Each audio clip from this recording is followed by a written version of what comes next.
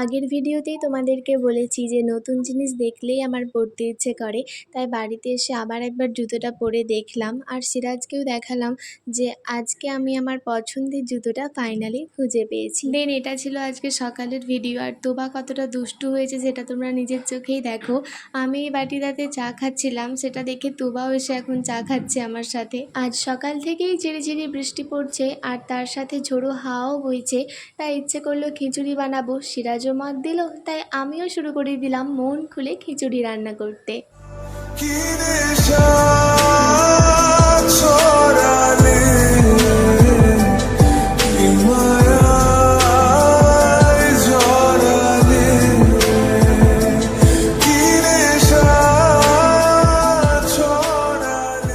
সাথে ছিল বেগুন ভাজা আর আমের চাটনি, যেটা আমি প্রথমবার বানাচ্ছি। দেখা যাক কেমন হয়।